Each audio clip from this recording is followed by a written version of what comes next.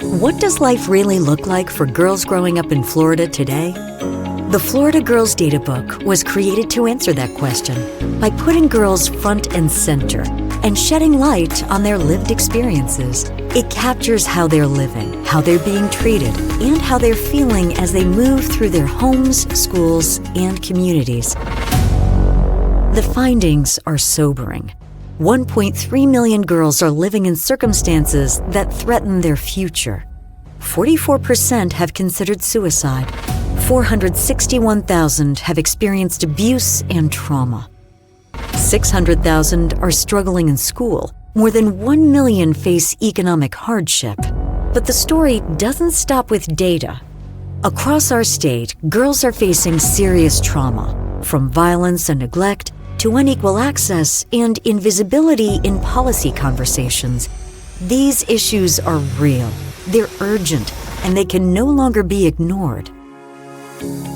That's why the Florida Girls Initiative, led by Miami-based nonprofit Girl Power Rocks, created the Florida Girls Databook to raise awareness, to highlight the unmet needs of Florida's girls, and to call for action across communities, schools, families, and lawmakers.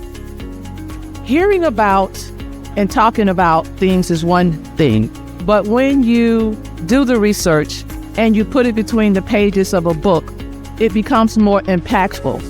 Because sometimes people need to see it and read it to understand why we need a call to action, so that people could take action about what's happening to our at-promise girls throughout the state of Florida. First of all, knowledge is power. And so what the Florida Girls Databook helps us to do is provide compelling data so that that knowledge is informed knowledge. And then we can actually take that data, especially for those of us in the healthcare space, and then put that into action. Girls are often grouped in when you're looking at youth data and you're not specifically looking at their needs. Girls are facing adverse childhood experiences just as frequently and more prevalent than boys. So without separating that data, you're giving a generalized response to youth issues. I think it's important because the data book is going to give us information and critical information about what's impacting our girls.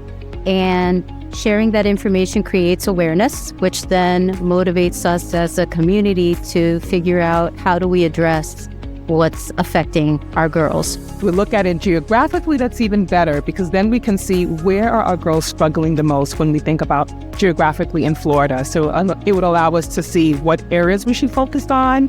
Should we focus more on mental health? Should we focus more on abuse? Should we focus more on academics? So it's really allowing us to strategize and be more intentional about the interventions that we're providing for our girls. I don't just think it's important, I actually know it's important. The United Nations has given declarations that the most dangerous thing for women and girls moving forward globally is becoming invisible by lack of data.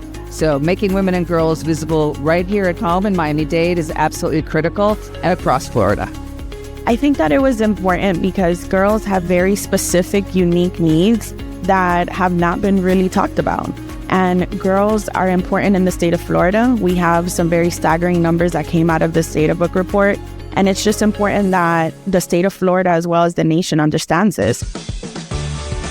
The Florida Girls Databook doesn't just inform, it empowers, it connects, it advocates. Because when we invest in girls, we're investing in the future of Florida. Visit girlpowerrocks.org to learn more, explore the data, and become part of the solution.